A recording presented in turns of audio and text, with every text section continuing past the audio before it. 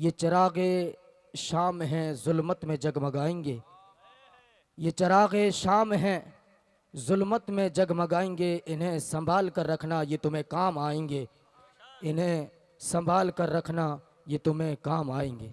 वाह वाह वाह। बिला तमहीद व तमसील मैं अपनी गुफ्तगू का आगाज़ खुतबा मसरूना के बाद में जो आयत करीमा आपके सामने पेश की उसके हवाले से करूं। देखें, इस दुनिया के अंदर अल्लाह की कई सारी मखलूक़ात आबाद हैं। हम उनकी तादाद का शुमार तो नहीं कर सकते। हाँ, इतना कह सकते हैं कि इस मखलूक दुनिया के अंदर जो मखलूक हैं वो तीन तरह की हैं। एक है जमादात, जो ना एक जगह से दूसरी जगह मुंतकिल हो सकती हैं और ना एक जगह रह करके बढ़ सकती है। इसी तरह दूसरी मखलूक जिसको नबातात कहते हैं, वो एक जगह से चल करके दूसरी जगह जा तो नहीं सकती मगर एक जगह रह करके बढ़ती रहती है, जैसे दरख्त, पेड़ पौधे वगैरह। और एक मखलूक वो है जिसके अंदर अल्लाह तबारक व तआला ने जान रखी है, वह अपने इरादे से जहाँ चाहे जा सके।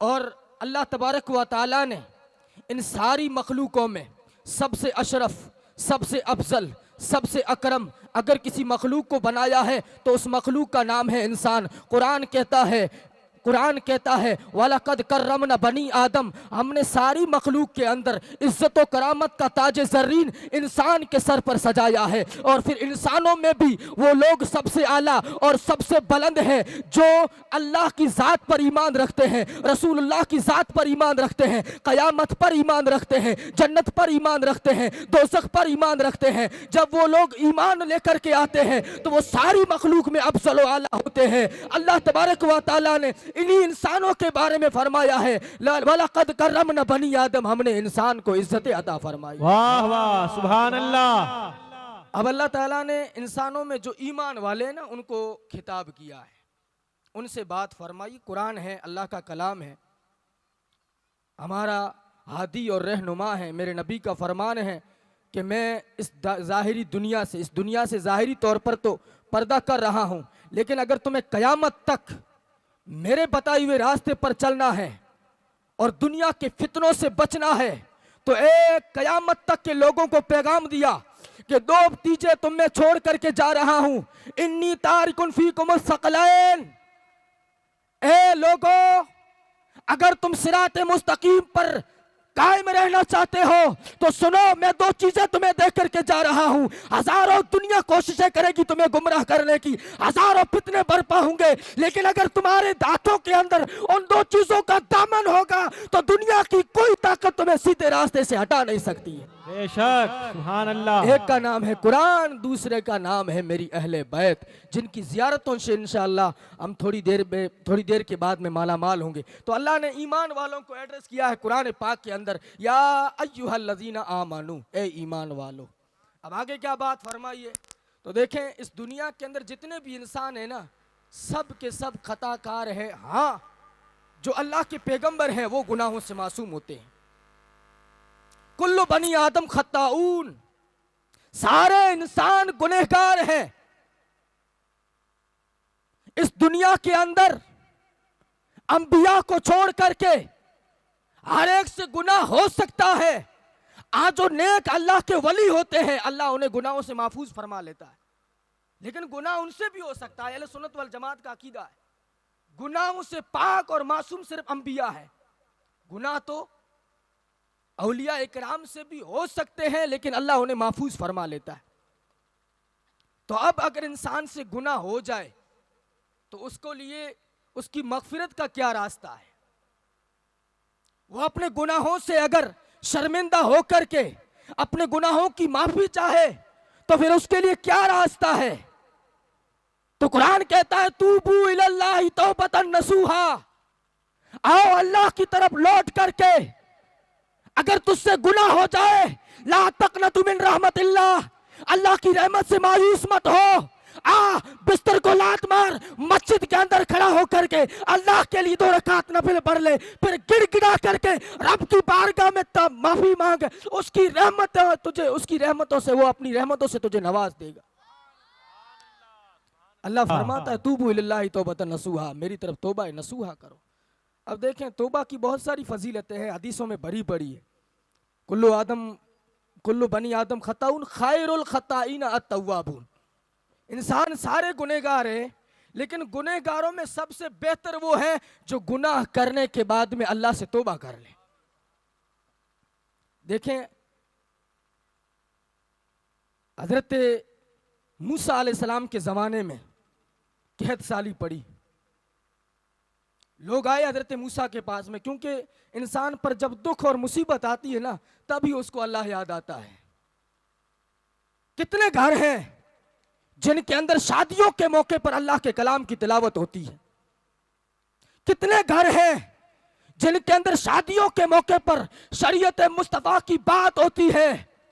बल्कि अफसोस के साथ कहना पड़ता है हमारा समाज और हमारी सोसाइटी तो शरीयत से इस कदर दूर हो चुकी है कि शादियों के अंदर हम जितना शरीयत के साथ खिलवाड़ करते हैं उतना कोई नहीं करता है। शादियों के मौके पर हमें खुदा की जात याद नहीं आती है।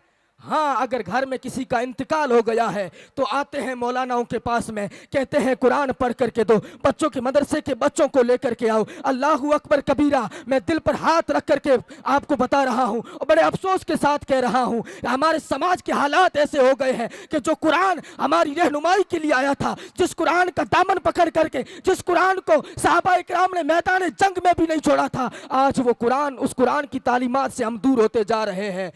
तो ये अपनी इस हालत को हमें बदलना होगा। बनी इसराइल का ज़माना आए, लोग आए हज़रत मूसा अलैहिस्सलाम के पास, कहा अल्लाह के पैगंबर अभी कहत साली पड़ गई है, काल पड़ गया है, अनाज खत्म हो गया, गोदाम सारे खाली हो गए, जानवर भूखे मर रहे हैं, आप अल्लाह से दुआ कीजिए, क्योंकि आप अल्लाह के कलीम हैं, अल्लाह से कलाम करते, अल्लाह से बातें करते हैं, आप अल्लाह की बारगाह में इल्तिजा कीजिए, अल्लाह की मखलूक परेशान हाल है। हज़रत मूसा अलैहिस्सलाम ने फरमाया कि फला वक्त के अंदर फला मैदान में जमा हो जाना, हम सब मिलकर के अल्लाह की बारगाह में दुआ करेंगे। अब जैसे ही हज़रत मूसा की बात सुनी तो अब दुख तो है ही, सारे लोग जमा हो गए, मैदान खचाखच भर गया, सब लोग आए। हज़रत मूसा अलैहिस्सलाम ने अल्लाह की बारगाह में हाथ उठाए, कहा परवरदिगार बरसात पानी का एक कतरा भी नहीं बरस रहा है, तेरी मखलूक परेशान है, बेजुबान मखलूक परेशान है, ए परवरदिगार इस कहत साली के अजाब की वजह क्या है, ये कहत साली हम पर क्यों मुसल्लत हो गई है।